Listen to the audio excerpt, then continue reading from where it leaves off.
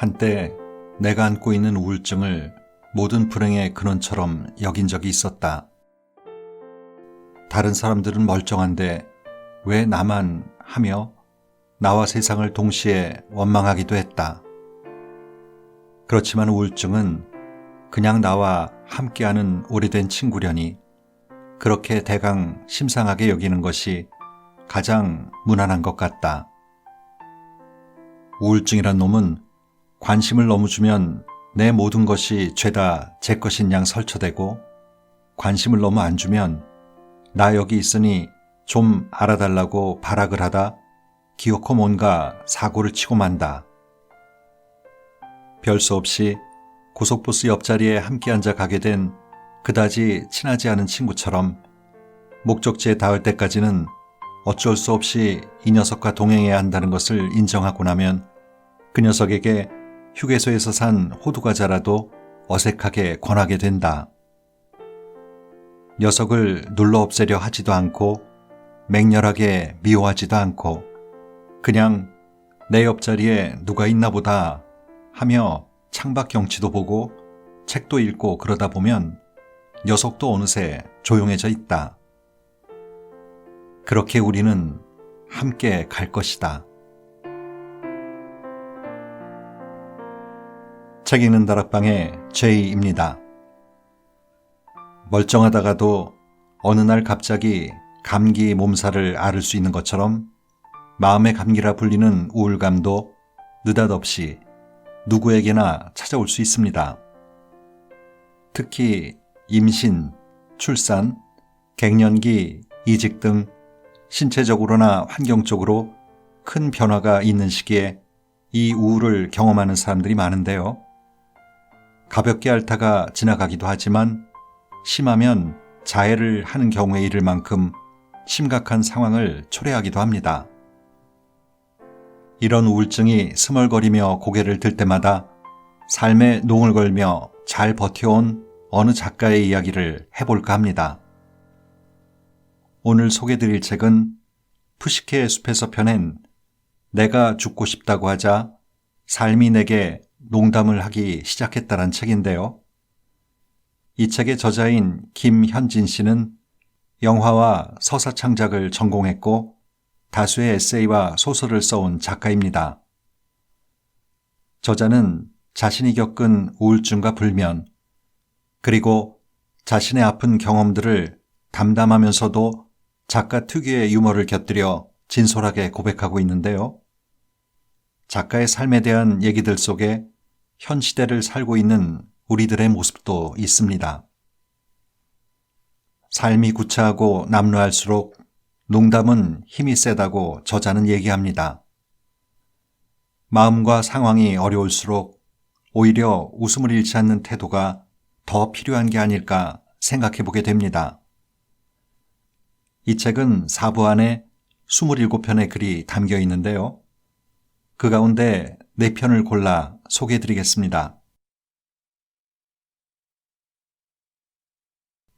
그 누구의 잘못도 아닌. 좀 제대로 잘 죽을걸. 수면제를 아주 많이 삼킨 그날 나는 응급실에서 여러 번 후회를 했다. 나를 깨워대는 반려견의 끈질긴 재촉으로 어찌어찌하다 응급실에 실려갔던 터였다. 내 팔뚝보다 굵은 호수를 목으로 직접 밀어넣어 위를 세척할 때는 젠장, 이렇게 괴롭게 다시 살아나야 하다니 싶어 1차로 후회했다. 또 내가 삼킨 건 싸구려 약이라 위에 흡착하기 때문에 그걸 떼어낼 필요가 있다며 선명한 보랏빛의 바륨용액을 1.5리터나 넘게 마셔야 해서 2차로 후회했다. 이후로 좌우의 빈 베드마다 끔찍한 모습을 한 응급 환자들이 연신 실려오는 바람에 식겁을 하여 3차 후회를 했다. 죽으려다 못 죽으면 못 죽은 대가를 치러야 했다. 구차하고도 구차한 삶이여. 병원에서는 의료 처치를 한 다음 바로 신경정신과로 나를 보냈지만 당시 정신병원은 미친 사람이라는 단순하고도 무식한 도식만 머릿속에 들어있던 나는 정신과 치료를 받고 싶지 않았다. 하지만 날이면 날마다 우울증이 나를 들쑤셨다. 악마가 몇 마리씩 양쪽 어깨에 앉아있는 것만 같았다. 그래, 나는 미쳐가고 있는 거야. 전문가의 도움이 필요해. 결국 나는 한 대학병원 개방병동에 입원 수속을 밟았다. 이인실에 들어간 나는 먼저 입원해 있던 50대 아주머니와 인사를 나누었다. 언제부터 편찮으셨어요? 나의 질문에 아주머니는 한숨을 푹푹 내쉬었다. 나는 전두환 때부터 이날 이때까지 아파. 아니, 그럴 수가. 지금 시절이 어느 시절인데요? 전두환 정권이라뇨? 저녁까지 지치도록 각종 검사를 받은 다음 흡연실로 마련되어 있는 투명한 부스 안에 들어가 겨우 담배에 불을 붙였다. 그런데 중년 아저씨 한 분이 따라 들어와 담배를 깊이 빨아들이더니 연기를 내뱉으며 물었다. 사회에 있을 때 뭐 했어요? 아니, 여기는 사회가 아니란 말인가? 바깥에서 자물쇠로 굳게 잠겨있는 폐쇄병동에서는 가끔씩 깍, 으악 하는 비명소리가 들려왔다. 거기에 비하면 개방병동은 훨씬 느긋한 분위기였지만 병실 창문에 굳게 둘러져 있는 촘촘한 철망을 볼 때마다 아, 내가 지금 정신병원에 입원했지 하는 실감이 들었다.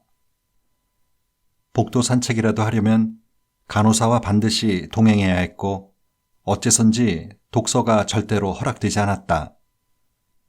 있는 책이라곤 6.25 학도병 참전수기뿐이었다. 아마도 쓸데없이 생각이 많아지기 때문인 모양이었다.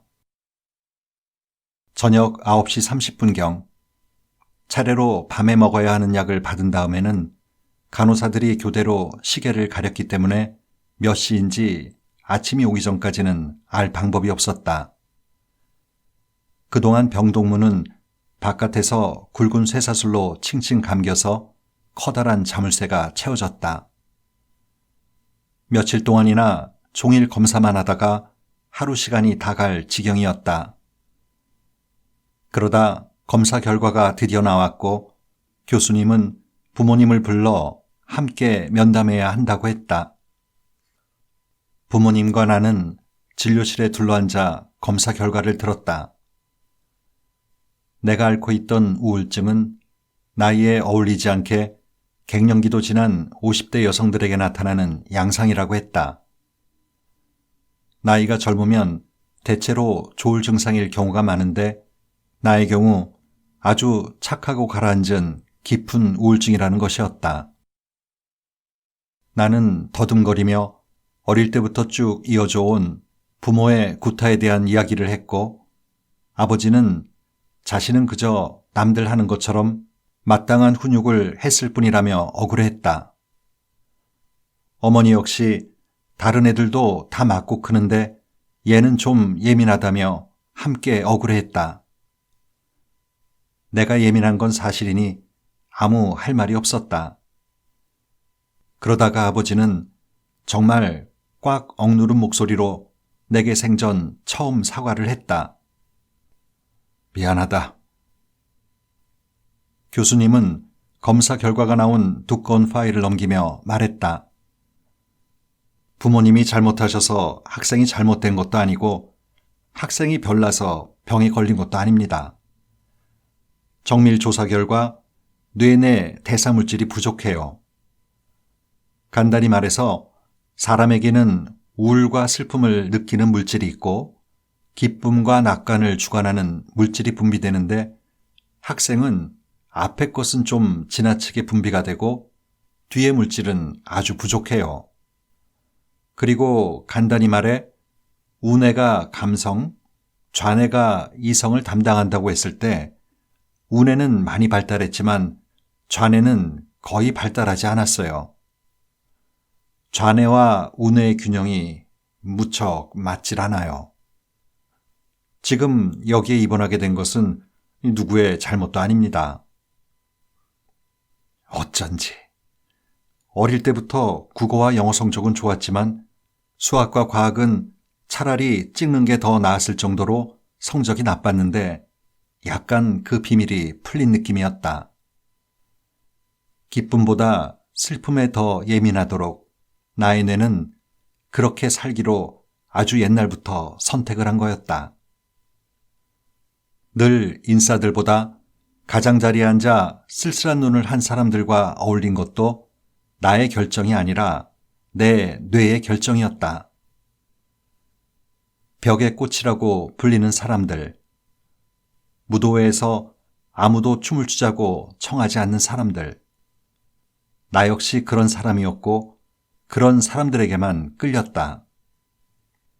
내 뇌가 그간 속삭여온 거였다. 벽으로 가. 저 사람들에게 말을 걸어. 벽에 가서 함께 앉아서 이야기를 나누자. 벽에 기대 앉아서 춤추는 사람들을 그냥 바라보면서 벽에 핀 꽃과 같은 사람들과 시시한 농담이나 나누는 거야. 그게 너야. 그리고 그게 나야. 지금은 뇌내 대사물질 불균형이라는 이 연구 결과는 너무 오래된 이야기고 의학자들의 연구는 나날이 새로워져서 이제 이러한 해석은 정설로 통하지 않는다고 최근 어딘가에서 읽었다. 그렇지만 그때는 그걸 믿는 수밖에 없었다. 젊은 애들은 주로 조울증에 걸린다는데 새파랗게 젊었던 나는 왜 심해생물처럼 착 가라앉아 버렸을까? 병동에 유일하게 나보다 어린 사람이 한 명 있었는데 서울대에서 차석으로 입학했지만 증상이 심해져 휴학한 후 입원했다는 여학생이었다. 그 학생이 조울증을 앓고 있었는데 정말로 1분마다 기분이 바뀌는 사람이었다. 울다가 갑자기 웃는 것이 매스게임처럼 휙휙 바뀌어 무슨 영상의 빨리 감기를 돌린 것 같았다. 어머, 나도 우울증이에요. 라고 말한 그녀는 밥 먹다가도 울었고 입을 개다가도 울었고 약 타러 나왔다가도 울었다. 절대로 나와 같은 병을 앓고 있다고는 믿을 수가 없었다. 그러다 텔레비전에서 명성황후에 대한 프로가 방영되어 무료한 환자들이 다 함께 둘러앉아 보고 있었는데 열렬하게 보고 있던 한 환자가 갑자기 심각한 어조로 뭐라고 중얼거리기 시작했다. 그는 흡연실에서 나와 함께 담배를 피우다 말고 여기 의사들은 자꾸 나한테 과대망상이라고 하는데 절대 아니고 나는 분명히 우울증이에요. 의사는 아무것도 몰라요. 하며 갑자기 화를 낸 사람이었다. 그는 방금이라도 뚫고 들어갈 것 같은 기세로 TV 화면을 바라보다가 방백했다. 만약 명성황후가 살아계셨다면 지금 내 인생은 완전히 달랐을 거예요.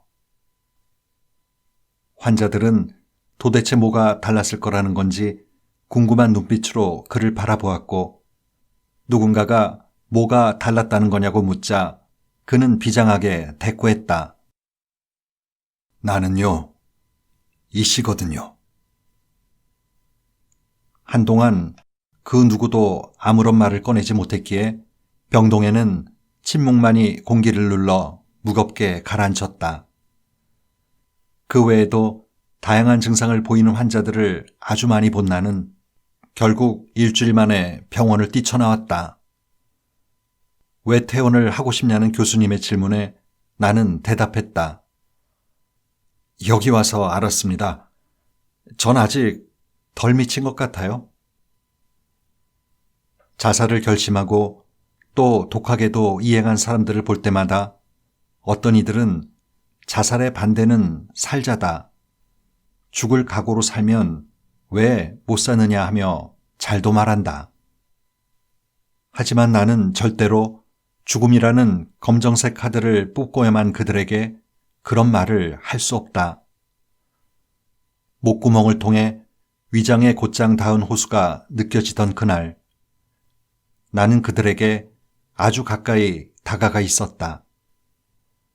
나 역시 거의 그 카드를 뽑았다가 얼결에 통 안으로 도로 떨어뜨린 사람이었고, 그것은 내가 살고자 하는 의지가 있어서가 아니라 그저 운이 좋아서였다. 무거운 여자의 삶. 무거운 여자의 삶은 생각보다 훨씬 촘촘하게 짜증스럽다. 나는 한국 여성이 도달할 수 있는 무게에 한 번씩은 다 가본 것 같다.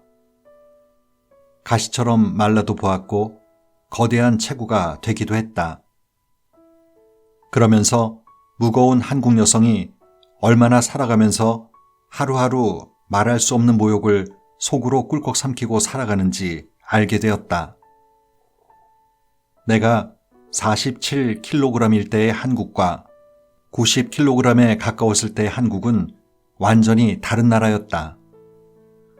무거운 여자는 누구나 대놓고 멸시하는 그래도 되는 불가촉 천민이었다. 그러나 가끔 그 지방들은 나를 안전하다는 기분이 들게 해줄 때도 있었다. 이를테면 원치 않는 남성들의 성적 접근에서 확실한 방어막 역할을 해줬다.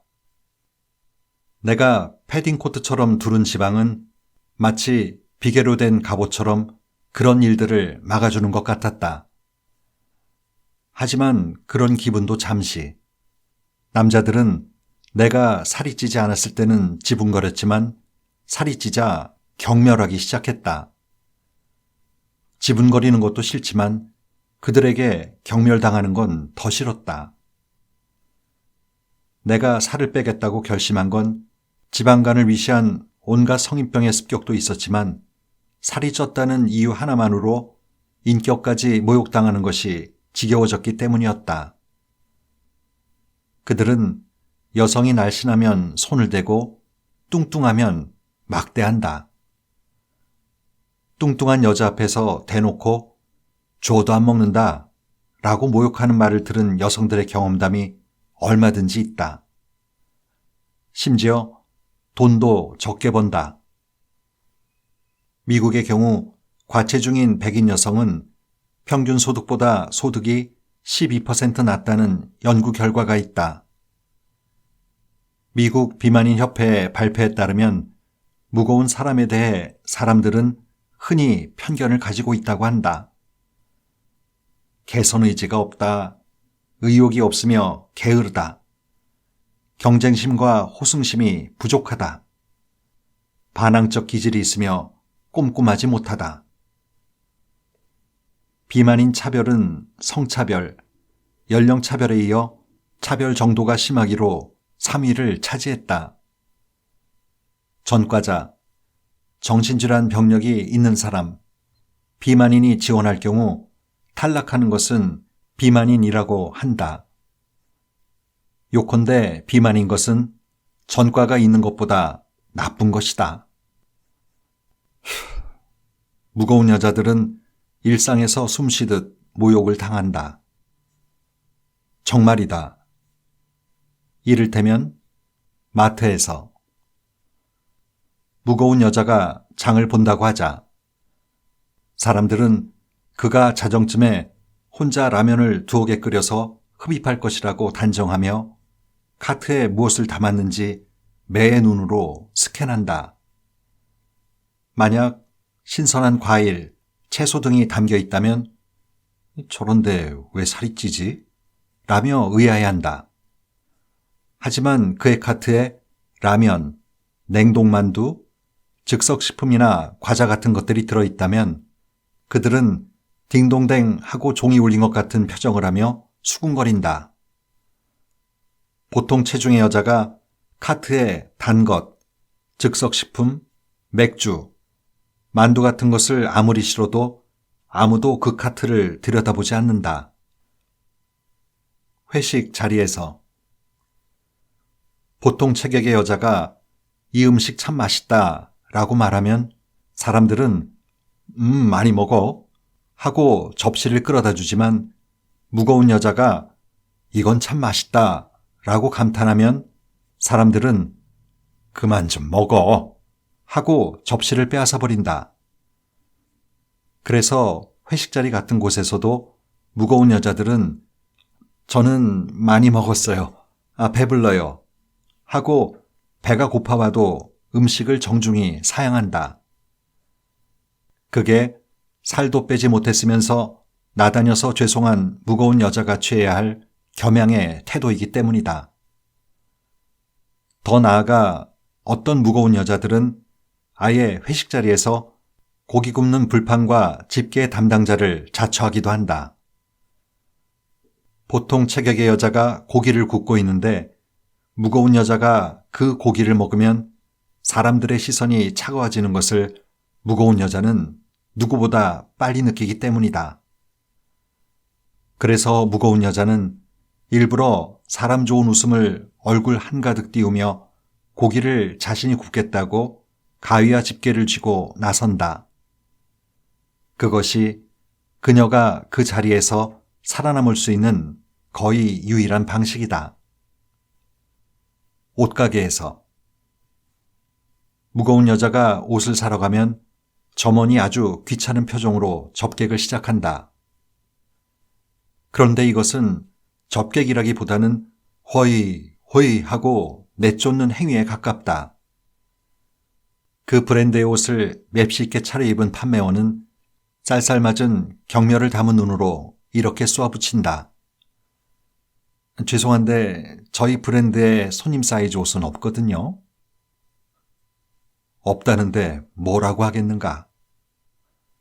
뚱뚱한 여자는 쓸쓸히 샵을 나선다. 또 쿠팡이나 지마켓 같은 쇼핑 웹사이트에 빅사이즈라고 검색해서 들어가 보면 일단 옷이 예쁘질 않다. 빅사이즈면서 예쁘길 바라는 게 양심 없는 행위라면 적어도 옷 같은 옷을 팔아야 할 게 아닌가. 박시에서 누구나 입어도 여리여리한 핏을 자랑할 수 있어요 라고 설명되어 있는 티셔츠는 웬만한 시멘트 푸대자루만한 몸통에 파이프로 낸 구멍처럼 볼품없는 소매가 달려있는 아주 끔찍한 물건이다. 만약 소비자에게 조금이라도 미적 의식이 있다는 것을 의식했다면 차마 돈 받고 팔 생각은 양심상 하지 못했을 정도다. 연애에서 보통 체격의 여자가 연애를 하면 사람들이 축하를 해주지만 무거운 여자가 연애를 하면 사람들은 신기해한다. 어떻게 용케 그런 재주가 있었네? 그리고 상대 남자를 대견해하기도 하고 가엾어 하기도 한다. 아휴, 남자가 보살이네 보살. 잘 돼서 결혼까지 갔다고 해보자.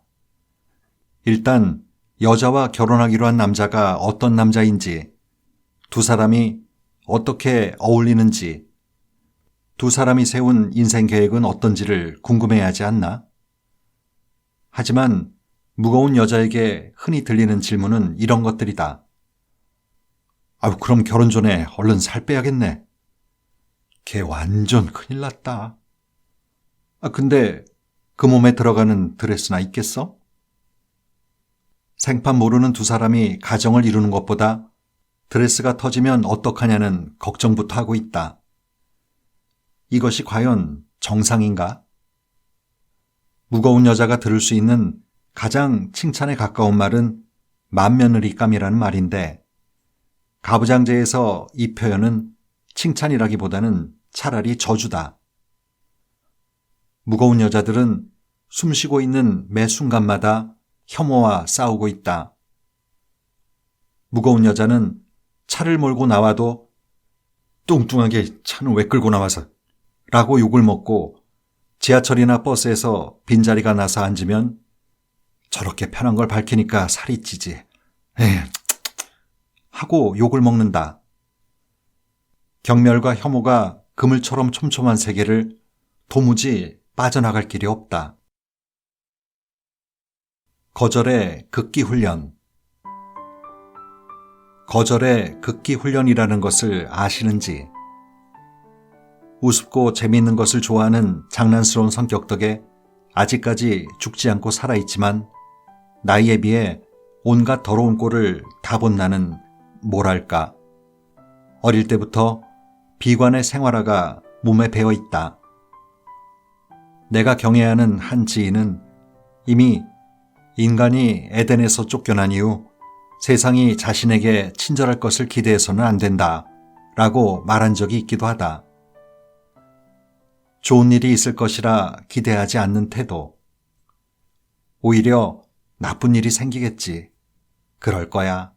하고 비관을 생활화해버리는 태도는 내게 실제로 불행이 닥쳐왔을 때 충격을 완화해주기는 했지만 내 마음에 암막 커튼처럼 두터운 그늘을 들이우기도 했다. 삶에 대한 아무 기대를 갖지 않는 태도는 언뜻 쿨해 보일 수도 있지만 진실은 그저 쿨한 척하는 겁쟁이일 뿐이다. 그런 태도로 살아가다 보면 불행이 닥쳤을 때 내 그럴 줄 알았어 하고 충격을 최소화할 수는 있으나 대신 기쁜 일이 생기더라도 진심으로 기뻐할 수가 없다. 남의 옷에 억지로 몸을 끼워 입은 듯이 어색하고 아무래도 이런 건 내 몫이 아닐 텐데 하고 의심이 든다. 그렇게 기쁜 일을 이상하게 여기기만 하니 간혹 삶이 너그럽게 베푸는 선물을 요만큼도 온전히 누리지 못하는 것이다. 그러나 나는 여전히 삶을 견뎌내려면 낙관 못지않게 어느 정도의 비관 역시 반드시 필요하다고 생각한다. 그래서 관건은 양 조절이다. 우리에게는 과연 어느 정도의 비관이 적절할까?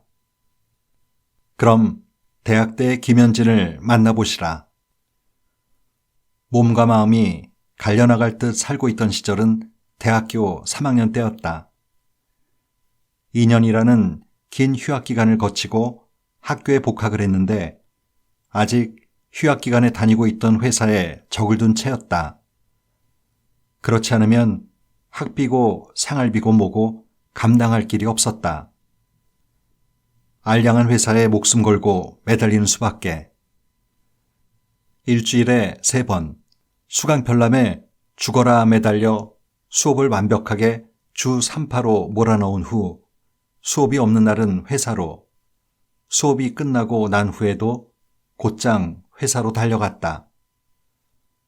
다행히 회사에서 작가라는 역할을 맡고 있었기 때문에 좀 자유롭게 해줘야 창의성이 발휘될 것이라는 너그러운 처우를 받아 늘 회사에 붙어 있지 않아도 순조롭게 일은 돌아갔다.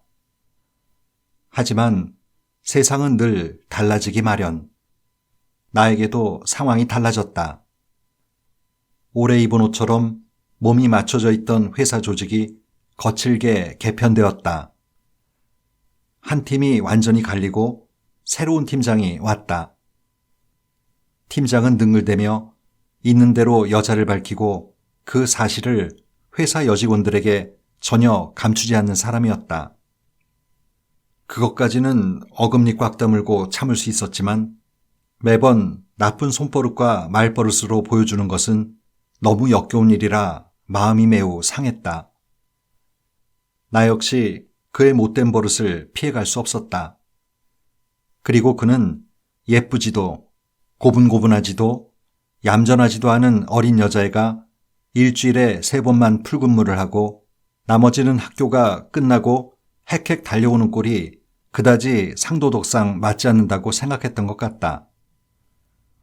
어쨌건 한동안은 평안한 나날이었지만 나는 그의 끈적한 말버릇을 견디다 못해 결국 어느 날 참지 못하고 버럭 화를 내고 말았다. 그러고 나서 권고사직을 당했다. 그나마 다행인 건 실업급여란 걸 받을 수 있었다는 점이었다. 그런데 웬걸 센터 직원들이 매우 꼬장꼬장했다. 절대 공짜 돈은 없었다. 적어도 고용안정센터의 직원들은 절대로 너희가 앉아서 그냥 실업 상태로 돈을 받도록 가만 놔두지 않겠어. 라고 써있는 듯한 날카로운 눈을 하고 있었다. 이메일로 입사 지원을 했다는 흔적을 캡처해서 프린트해 가야 했고 직원은 독수리 같은 기세로 프린트물을 들여다보며 지원일이 언제인지 면밀히 확인했다. 조금이라도 의심이 가면 이건 뭐예요? 저건 뭐고요?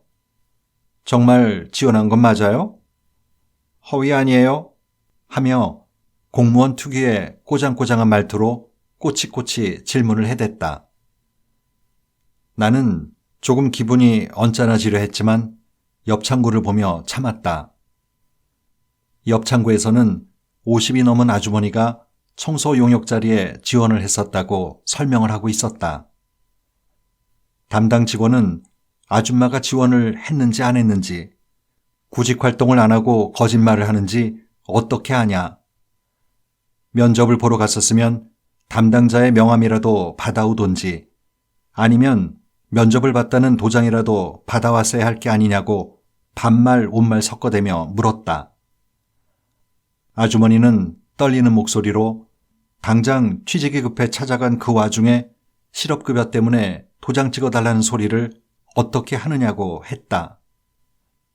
턱짓으로 아줌마, 아줌마 하고 부르며 자신은 실업자 따위가 될 일이 결코 없으며 실업 상태에 있는 인간을 아주 경멸한다는 듯한 태도를 전혀 숨기지 않던 그 여직원은 20대 초반이던 나보다 고작 서너 살 많아 보였다.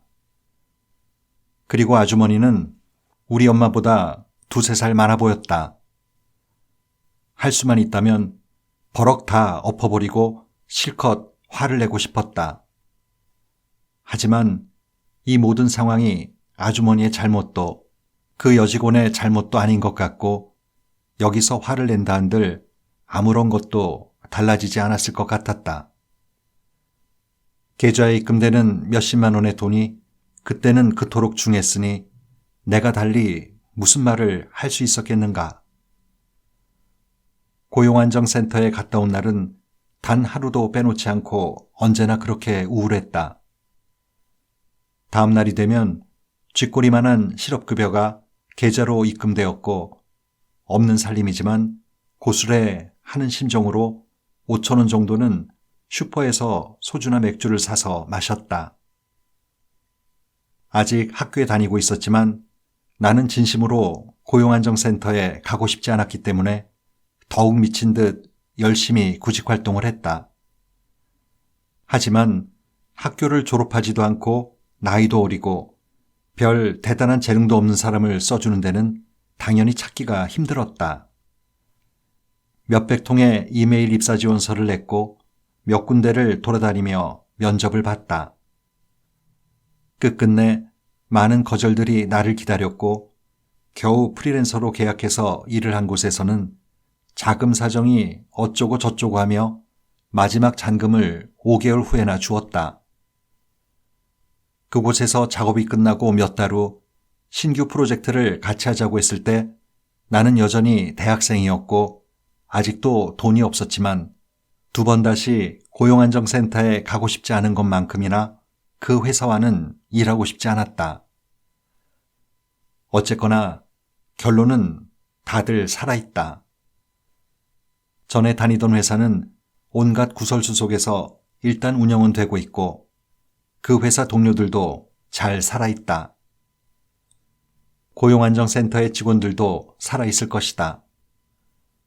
떨리는 목소리로 도장을 어떻게 받아오냐고 했던 그 아줌마도 살아있었으면 좋겠고 내 돈 떼먹은 년놈들이야 다 죽었으면 좋겠지만 산 사람 생목숨에 대해서 이렇게 말하는 것도 죄일 테다. 나름대로 몇 년 전에 그때보다는 많이 너그러워졌고 가난을 잘 버티게 되었는데 그것은 내가 고용안정센터에서 보낸 몇 달 때문이다. 이메일로, 전화로, 면접관을 대면하고 나서 그토록 많이 당한 거절 때문이다. 그 수많은 거절 위에 딱 버티고 서서 지금은 좀처럼 상처받거나 하지 않는다. 그것이 고용안정센터에서 얻은 유일한 안정이다. 누가 나를 싫어해도, 추진하려던 일이 무산되어도, 누가 나를 욕해도, 날 보는 남자 눈치가 영 별로라 연애가 꼬여도 나는 별로 휘청거리지 않는다. 거절이라면 충분히 당해봤다. 수십, 수백 번 당해봤던 것이다. 그 거절들이야말로 나를 지탱하고 있는 힘이다. 물론 거절당하는 그 순간에야 기분이 더럽지만 다시 또 거절당했나 싶은 기분이 드는 날이면 거절의 극기훈련을 거친 시절이 있는 것도 아주 나쁜 건 아니구나 하고 생각하는 것이다. 아직은 간신히 견딜 수 있다. 그렇게 어른이 되어간다. 아버지가 돌아가신 지 몇 년 남짓 지나고 나니 아버지 하고 생각만 해도 눈물이 나는 일은 적어지고 곰곰 그에 대해 생각해 보게 된다. 그가 어떤 사람이었는지, 어떤 삶을 살았는지. 이를테면 그의 삶은 실직이 매우 길었다. 아버지의 첫 실직 기간 동안 나는 초등학생이었는데 가끔 어른들이 주시는 용돈을 100원도 쓰지 않고 모으는 꼬마였다. 운동화 모양의 저금통에 10원짜리까지 모으면서 집에서 형편이 안 되어 못 사주는 장난감 같은 걸 내 손으로 사야지 하며 꼭꼭 모았다. 어린 시절 몇 년에 걸쳐 7만 원 가까이 모았을 땐 매일 신이 났다. 당시로선 그 돈이면 꽤 큰 편이었다. 집안 형편이 워낙 어려워 인형 같은 장난감 구경을 해본 적이 없었는데 드디어 갖고 싶은 걸 살 수 있다는 생각에 꿈에 부풀었다. 그런데 어느 날 집에 돌아와 보니 저금통이 온데간데 없이 사라진 거였다. 어머니는 도둑이 들어서 내 저금통을 훔쳐갔다고 했다. 다른 것은 다 멀쩡하고 꼬맹이의 저금통만 훔쳐가다니 이상한 도둑이라고 생각했지만 그러려니 했다. 그러다 부모님 방 책장 뒤에서 지폐는 다 사라지고 10원짜리 동전만 몇 개 남은 저금통을 발견했다. 도둑은 가까이에 있었던 거였다. 몇 년 저금통을 살찌우며 꾼 꿈이 허망해서 엉엉 울자 원래 자식 돈은 부모 건데 그 돈으로 생활비하고 네 입에 들어간 반찬 사고 한 거지 엄마 화장품 사고 옷 샀느냐고 도리어 매를 맞았다. 그 다음부터 나는 아예 저금통 따위를 쓰지 않고 마치 바람과 함께 사라지다의 주인공 스칼렛 오하라가 은행도 믿을 수 없어 자기가 번 돈을 종이에 싸서 헐렁한 벽돌 틈 사이 등에 감춰놓았던 것과 같이 돈을 책갈피 사이나 의자 틈새 같은 곳에 숨겼다.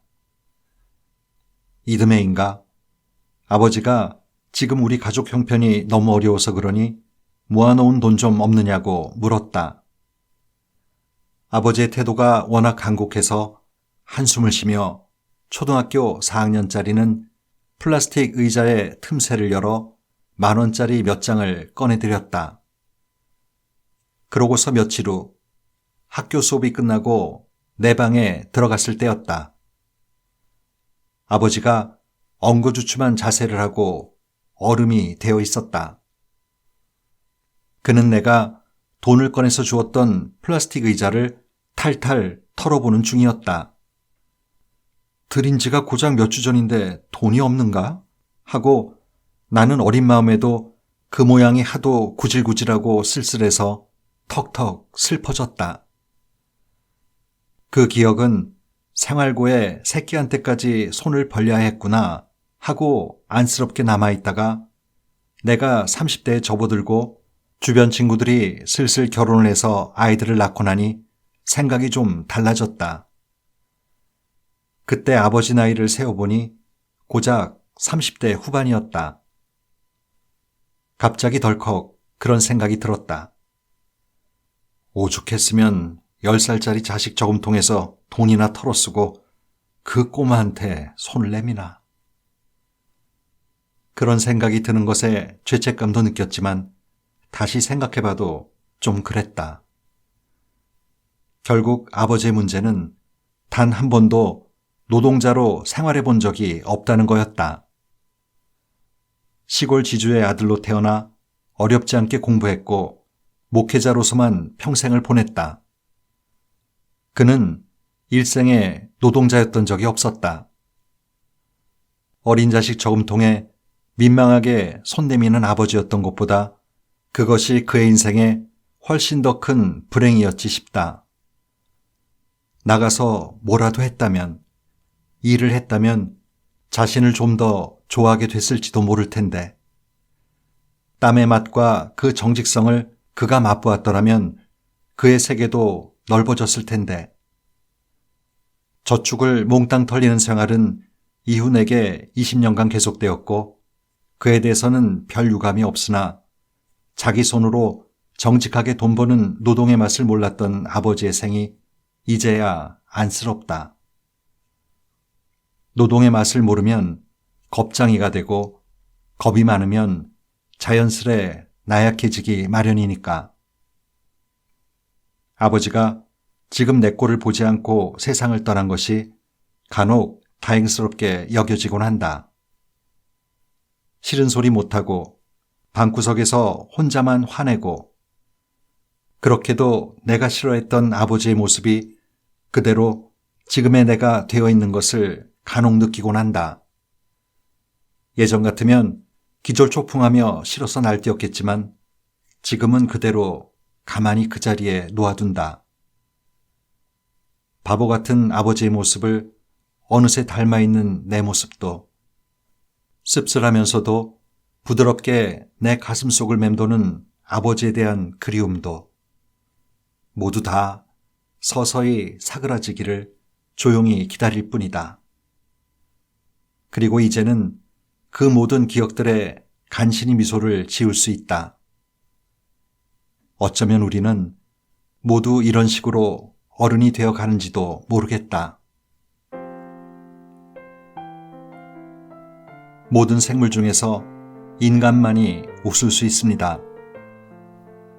인간 중에서도 현명한 사람일수록 잘 웃는다라고 탈무드에서 말하듯이 유머는 위기와 고난을 긍정의 기운으로 바꾸는 힘이 있습니다.